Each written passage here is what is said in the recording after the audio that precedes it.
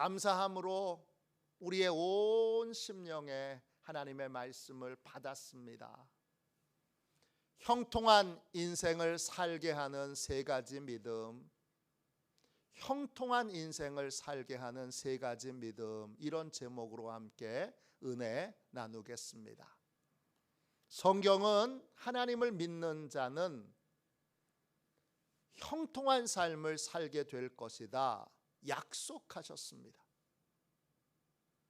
믿는 사람에게 형통의 삶은 특별한 예외의 삶이 아니라 모든 사람이 마땅히 형통해야 합니다. 형통이란 무엇입니까? 형통의 삶에서 제일 핵심되는 것이 뭐죠?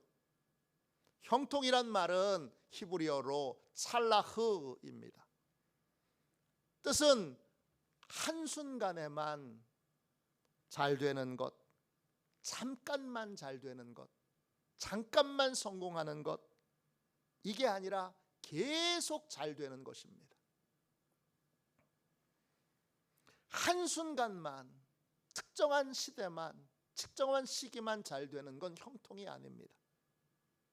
형통은 고난이 있는 가운데에도 고난도 극복할 수 있고, 또 장애물이 있는 가운데에도 장애물도 극복할 수 있고, 일시적인 성공이나 잠깐의 승리가 아니라 계속 잘 되는 것이고, 장애물이 있어도 고난이 있어도 이겨내고 그 안에 유익을 누리게 되는 것이 형통입니다. 이런 형통은 우리가 만들어내는 것이 아닙니다. 하나님이 주시는 것입니다. 하나님의 은혜가 아니면 이런 형통을 누릴 수 없습니다. 하나님을 예배하는 사람, 하나님을 믿는 사람, 하나님을 의지하는 사람만이 이 형통의 복을 받을 수 있습니다. 하나님은 어떤 사람에게 이 형통의 삶을, 형통의 은혜를 선물로 주십니까? 분명하고 확고한 믿음의 자세를 가진 사람에게 하나님은 형통을 허락해 주십니다. 진짜 형통의 삶을 살길 원한다면 우리는 단단하고 견고한 믿음의 자세를 가져야 합니다.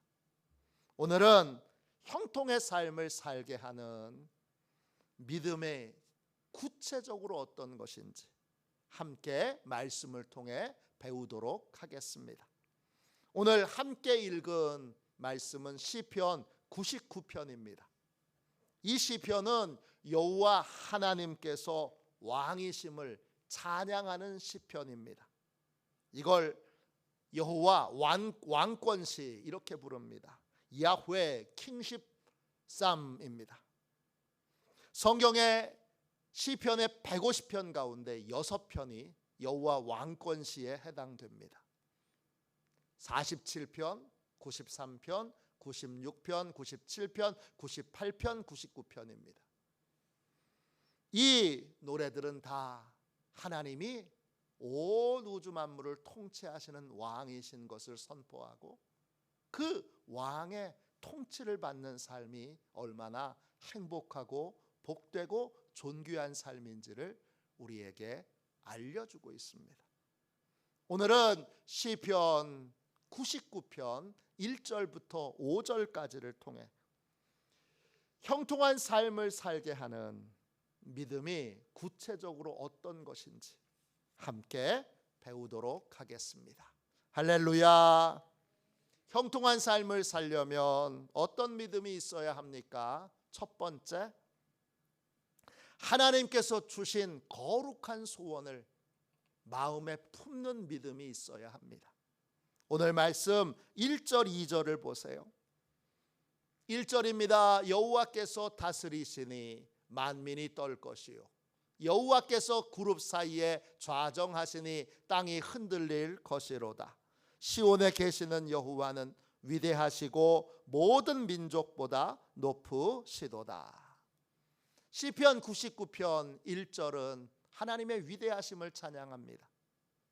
만물을 통치하시는 하나님께서 천사들 사이에서 그 위엄 있는 모습을 드러내시면 만민이 벌벌 떱니다. 산도 무서워서 떱니다. 이 위대하신 하나님은 어디 계십니까? 이 만민보다, 모든 민족보다 높으신 하나님은 어디 계십니까? 오늘 2절에 보니까 우리 하나님은 시온에 계십니다. 시온은 어떤 곳입니까? 시온은 예루살렘에 있는 성의 이름입니다. 예루살렘 성에 있는 산의 이름입니다. 예루살렘 바로 옆에 있는 산, 골고다 언덕이 바로 시온산입니다. 히브리어로 치온입니다. 이 말의 어원을 쭉 살펴보면 어원은 너무 뜨거워서 목이 타들어간다는 뜻입니다. 다른 말로 갈급하게 하나님을 찾는다는 뜻입니다. 하나님은 어디 계십니까? 하나님은 갈급하게, 목마르게 하나님을 찾는 사람에게 임재해 계십니다. 하나님은 그 능력을, 그 권세를, 그 위엄을 간절히 하나님을 찾는 사람에게 사용하십니다. 갈급한 심령을 위해 위대한 권세를 사용하시고 또 강력한 능력을 사용하십니다. 그러니까 형통한 삶을 살려면, 하나님이 늘 은혜 베풀어 주시는 삶을 살려면 우리 안에 늘 하나님을 향한 갈급함이 있어야 합니다. 어떻게 해야 늘 하나님께 갈급한 마음으로 그렇게 기도하는 인생을 살 수 있습니까? 제가 만나본 성도들 중에 이런 고백을 하는 분들이 있습니다. 과거에 어려울 때는 하나님을 늘 찾았는데 이제 잘 살게 되니까 하나님을 간절히 찾지 않더라, 이렇게 고백하는 분입니다. 혹 여러분은 그런 고백을 하고 계시진 않습니까? 아유, 어려웠을 때, 힘들었을 땐 정말 하나님 간절히 찾았는데 이제 좀 살만하니까, 이제 좀 경제적으로나 삶의 모든 것에서 좀 풍족하니까 이제는 간절히 하나님을 찾지 않게 되더라, 이런 고백을 혹 여러분도 하고 계시진 않습니까? 만일 우리가 이런 고백을 하고 있다면 우리의 믿음은 매우 위험한 상태에 있습니다. 하나님은 우리가 하나님을 간절히 찾기를 원하십니다. 지금 풍족해서 편안해서 하나님을 찾고 있지 않다면, 하나님을 다시 찾게 하려면 그 인생에 어려움을 주셔야 합니다. 이런 고백은 어려움이 찾아오게 해달라고 하는 고백과도 동일합니다. 왜? 하나님은 우리가 간절히 하나님을 찾기를 원하시기 때문입니다. 이런 사람이, 이런 태도와 이런 자세와 이런 마음을 가지고 사는 사람이 하나님을 찾게 하려면 정기적으로 하나님이 어려움을 주셔야만 합니다. 이런 분들은 왜 형편과 상황이 좋아지면 하나님을 향한 갈급함이 약해집니까? 인생의 목표가 자기의 행복, 자기 만족에 멈춰 있기 때문입니다. 하나님을 믿는 사람이라 할지라도 나의 행복, 나의 만족에 인생의 초점이 맞춰져 있고 거기에 하나님께 소망을 두는 것이 끝나면, 그러면 내 형편이 좋아지면, 내가 행복해지면, 내가 만족해지면, 그러면 하나님을 간절히 안 찾게 되는 것은 당연합니다. 그러면 어떻게 해야 되죠? 어떻게 해야 항상 하나님을 향한 갈급함을 유지할 수 있습니까? 내 행복이 아닌 하나님이 주신 사명을 이루는데 인생의 목표를 두어야 합니다. 하나님이 기뻐하시는 전도와 구제와 선교에 인생의 목표를 둔다면 우리는 항상 하나님께 갈급한 마음으로 기도하게 됩니다. 왜냐? 구원받아야 될 사람은 계속 있습니다. 구제해야 될 사람도 계속 있습니다. 선교해야 될 곳은 더 많습니다. 하나님이 원하시는 대로 더 많은 영혼들이 구원받기를 원하면 갈급한 기도, 눈물의 기도가 멈춰지지 않습니다.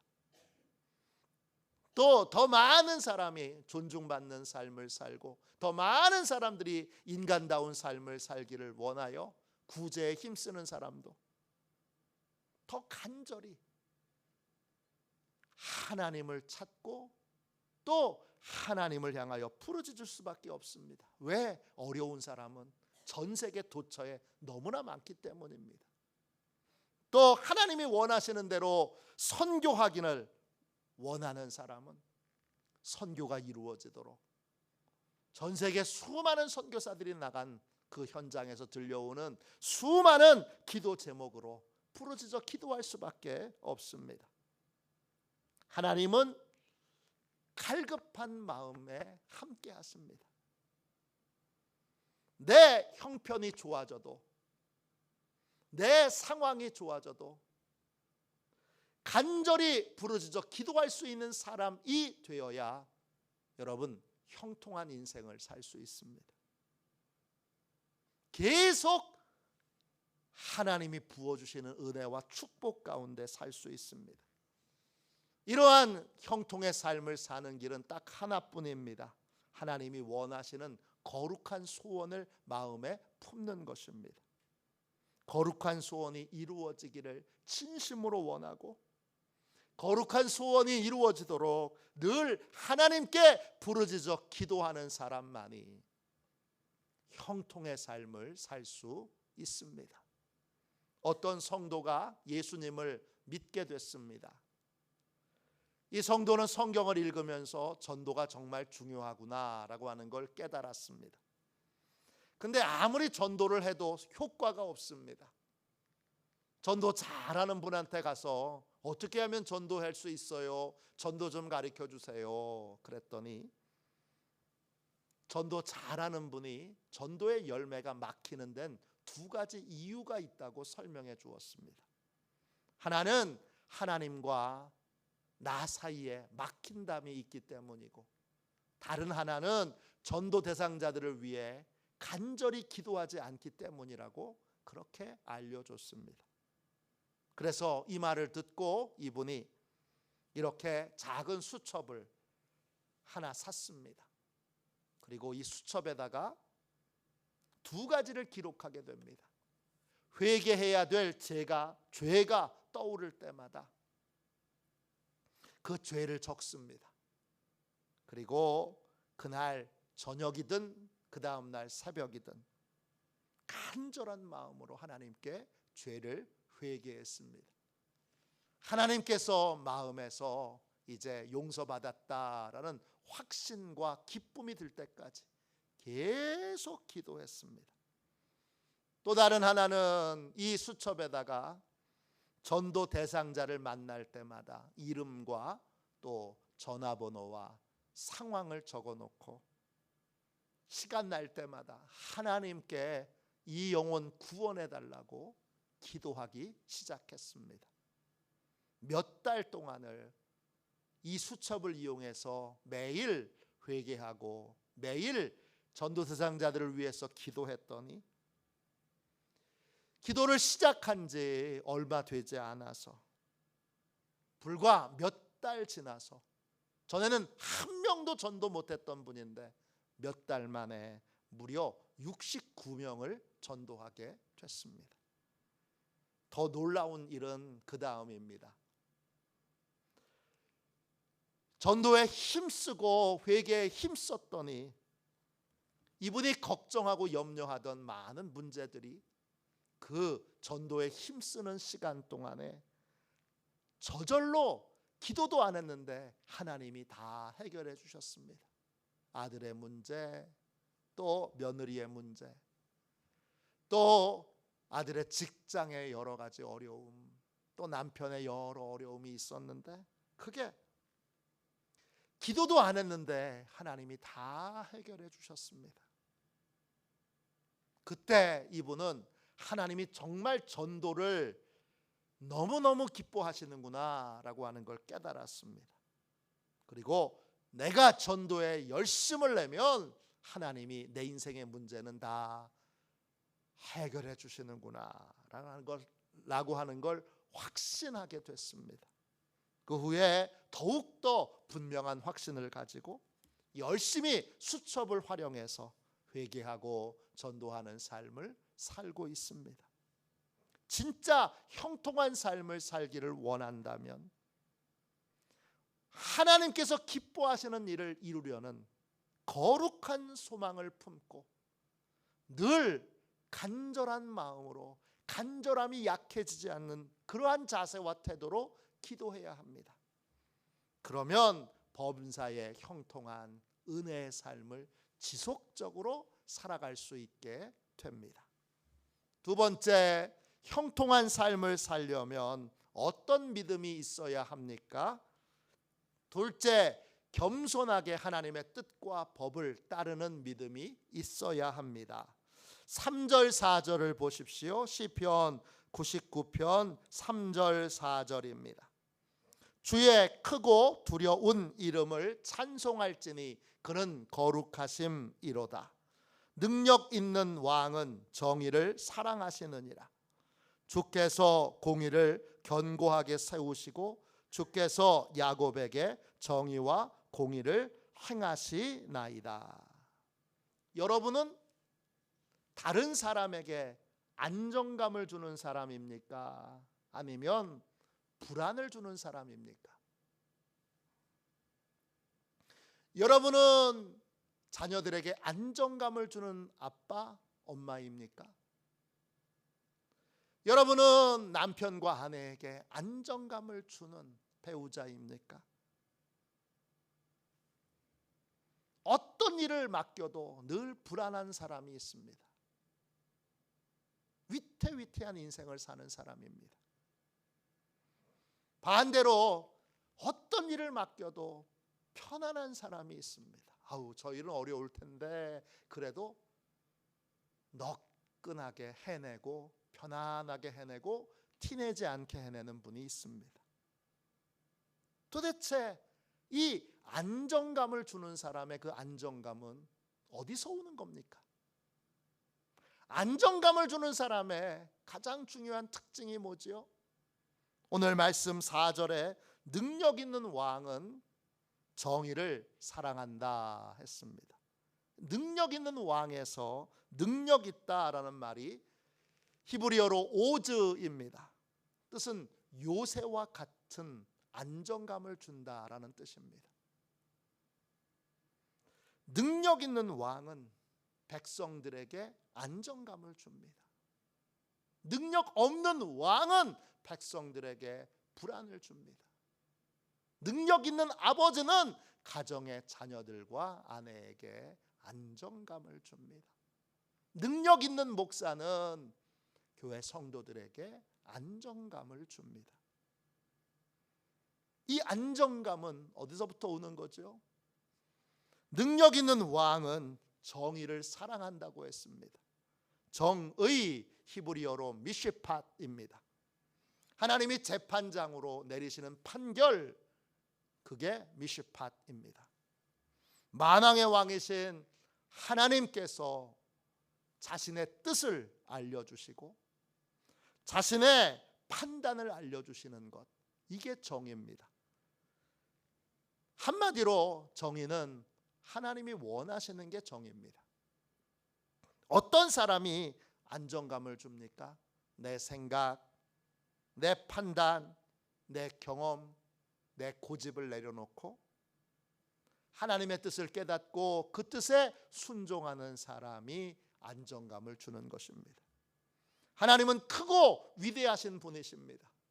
또 하나님은 거룩한 분이십니다. 하나님과 반대되는 내 생각을 고집할 때 그 인생이 행복하면 하나님이 안 계신 거죠. 그 인생이 편안하면 하나님이 안 계신 거지요. 크고 위대하신 하나님과 같은 편에서 같은 뜻을 따라 살 때 안정감과 평안함을 누리는 것은 너무나 당연합니다. 하나님은 공의를 견고하게 세우십니다. 공의라는 말도 이 부분에서는 히브리어로 같은 말입니다. 미시팟. 하나님이 품으신 뜻과 생각입니다. 하나님은 공의를 견고하게 세우십니다. 우리가 그 뜻대로 살 때 우리 인생이 견고해지는 것입니다. 견고하다 히브리어로 메사르입니다. 평탄한 길, 잘 사는 길, 곧게 뻗은 길이란 뜻입니다. 어떤 지도자든지 어떤 부모든지 하나님의 뜻을 따라 선택하고 결정하게 되면 그 공동체는 평탄한 길을 갑니다. 잘 살게 됩니다. 곧게 뻗은 대로가 그 인생에 열리게 됩니다. 안정감을 주는 지도자의 특징은 자기 생각대로 하지 않고 자기 감정대로 하지 않고 하나님의 뜻대로 모든 것을 선택하고 결정합니다. 그 결과 하나님이 그의 인생에 그가 속한 공동체에 평탄하고 잘 되는 형통을 선물로 주시는 것입니다. 스탠리 존스 선교사님은 사도 바울 이후에 가장 위대한 선교사로 그렇게 평가받는 분입니다. 이분은 미 연합감리교회 감독으로 선출되셨지만 하루 만에 사임하고 선교사가 되어서 인도로 떠난 분입니다. 미국 미 연합감리교회 감독은 대단한 권한을 가지고 있습니다.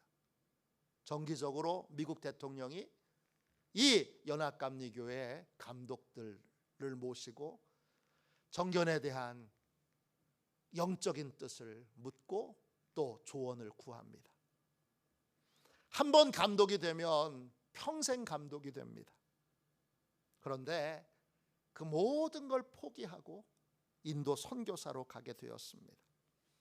스탠리 존스 선교사님이 마지막으로 쓴 책이 있는데 하나님의 예스, 영어로 디바인 예스라고 하는 책을 썼습니다.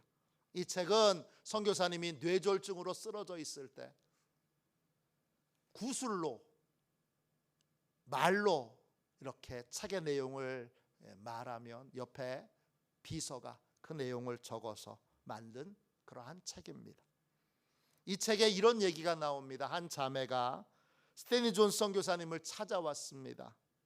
그 자매는 선교사님을 보고 이렇게 말했습니다.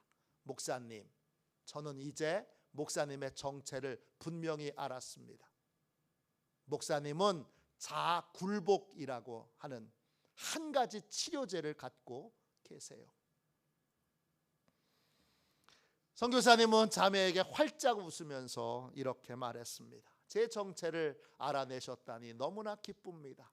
덕분에 저도 제 정체를 알게 되었습니다. 스탠리 존스 선교사님은 모든 문제의 근본 원인은 결국 하나라는 걸 알게 됐습니다.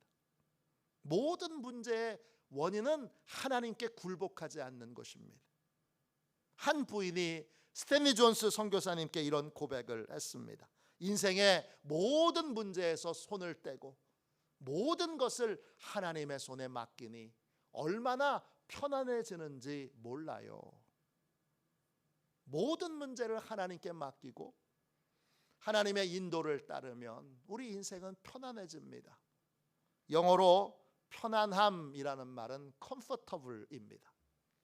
이 말은 두 개의 단어로 이루어졌습니다. com과 fortis라고 하는 말입니다. com은 함께라는 뜻이고 fortis는 강해진다 이런 뜻이에요.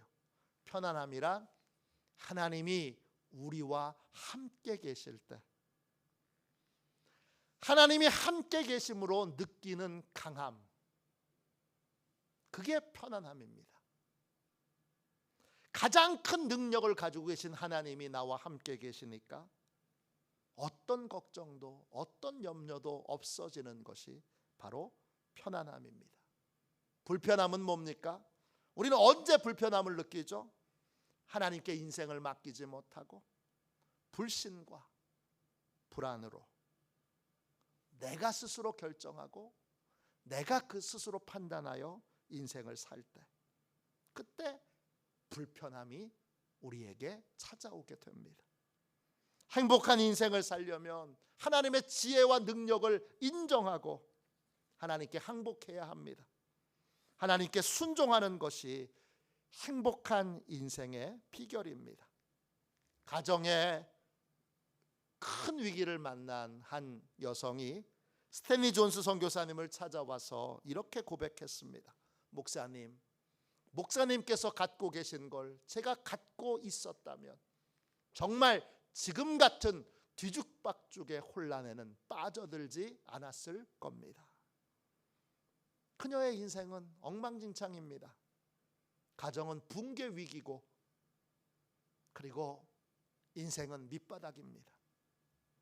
스탠리 존스 선교사님이 그녀에게 이렇게 말합니다. 자매님, 당신 자신을 그리스도께 굴복시키면 해답을 갖게 될 것입니다. 그렇게 하겠다고 이 여인은 대답했지만 그리스도께 굴복하는 게 뭔지 몰랐습니다. 그녀는 그녀가 사용하는 말로 하나님께 이렇게 기도했습니다. 하나님, 지금까지 인생은 제게 나쁜 패만 주었습니다. 그리고 지금 이런 힘든 상황에서 제가 어떤 카드를 내놓아야 할지 잘 모르겠습니다. 하지만 하나님께서 어떤 카드를 내놓아야 할지 알려주시면 꼭 그렇게 하겠습니다. 그녀의 기도는 투박했지만 진심이 담겨있는 기도였습니다. 하나님께서 그녀의 기도를 들으시고 그녀의 길을 인도하셨습니다. 그녀는 하나님의 인도를 따랐고 그 결과 붕괴 위기에 있던 가정은 견고하게 다시 회복되었습니다. 모든 교만을 내려놓고 겸손하게 하나님의 뜻을 구하고 따를 때 하나님께서 우리의 삶에 모든 것을 평안하게 하시고 형통하게 해 주십니다. 세 번째, 형통한 삶을 살려면 어떤 믿음이 있어야 합니까? 나 자신을 과신하지 않는 믿음이 있어야 합니다. 오늘 말씀 5절을 보십시오. 너희는 여호와 우리 하나님을 높여 그의 발등상 앞에서 경배할지어다. 그는 거룩하시도다. 우리가 하나님께 예배드릴 때 우리의 예배의 자리는 하나님의 발등상 앞입니다.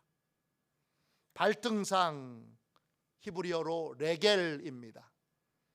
뜻은 발이라는 뜻도 있지만 내가 드러내고 싶지 않은 가장 부끄러운 부분, 가장 수치스러운 부분, 가장 창피한 부분이란 뜻도 있습니다. 내 예배의 자리는 어디입니까? 내 예배의 자리는 내 가장 연약한 것을 있는 모습 그대로 인정하는 자리입니다. 바로 그 자리에서 크고 높으신 하나님을 찬양하고 높이는 것이 예배입니다. 형통의 핵심은 나의 연약함을 인정하는 데 있습니다. 형통의 사람이었던 요셉은 보디발의 아내가 유혹하는 자리에서 도망갔습니다. 비겁하게 도망갔습니다. 여주인이 겉옷을 붙잡고 매달리자 겉옷을 벗어놓고 도망갔습니다. 왜 도망갔죠? 자신의 연약함을 누구보다 잘 알았기 때문입니다. 나는 이 유혹을 능히 이길 수 있어. 그렇게 자신을 과신하지 않고 나는 이 연약함을 이길 수 없으니까 이 유혹의 자리에서 도망쳐야 돼. 그리고 도망쳤던 것입니다. 형통한 사람은 자신의 연약함을 인정합니다. 예배는 하나님의 위대하심을 깨닫는 자리이면서 동시에 자신의 연약함을 깨닫는 자리입니다. 바르게 예배하는 자는 자신의 연약함을 알게 됩니다. 마태복음 6장 26절 보십시오.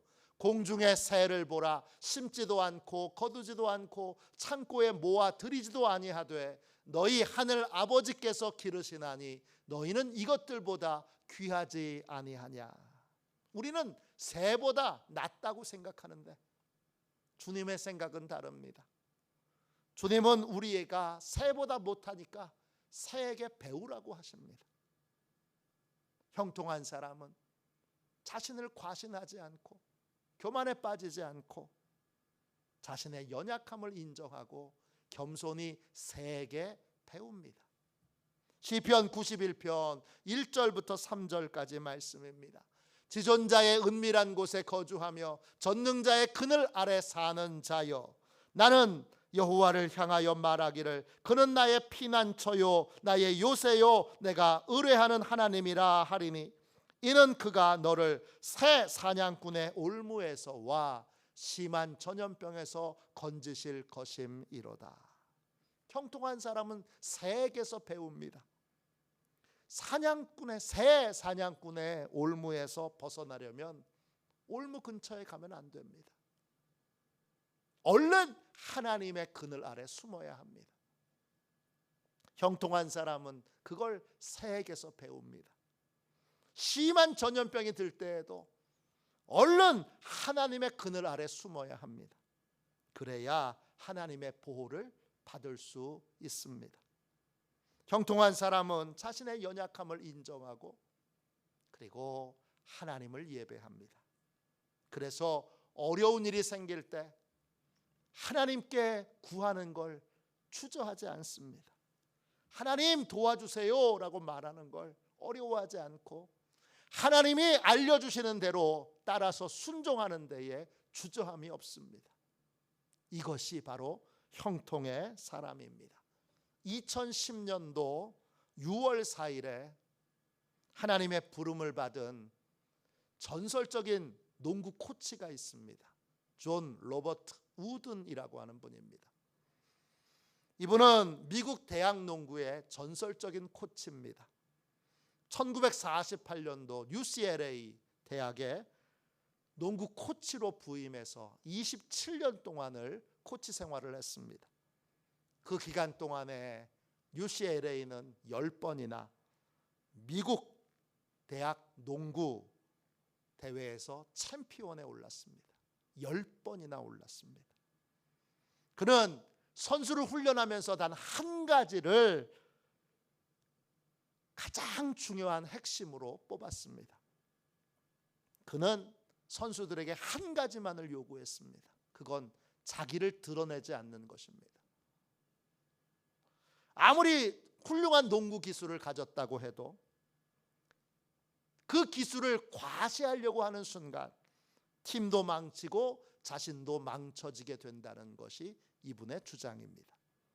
겸손하게 자신을 드러내지 않고 팀에서 한 부품으로 한 역할로 충실하게 될 때 좋은 선수가 될 수 있고 좋은 팀이 된다는 것입니다. 이 원칙 하나로 존 로버트 우든이 부임하기 직전에는 3류 대학 팀이었던 UCLA는 10번이나 미국 대학 농구의 챔피언에 오르는 최고 명문팀으로 변화되게 되었습니다. 형통의 비결은 자신을 과신하지 않고 자신의 연약함을 깨닫고 연약함을 인정하며 위대하신 하나님을 예배하는 것입니다. 연약함을 인정할 때 하나님을 따르는 데 어려움이 없습니다. 연약함을 인정할 때 하나님께 순종하는 데 어려움이 없습니다. 그런 사람에게 형통이 임하게 됩니다.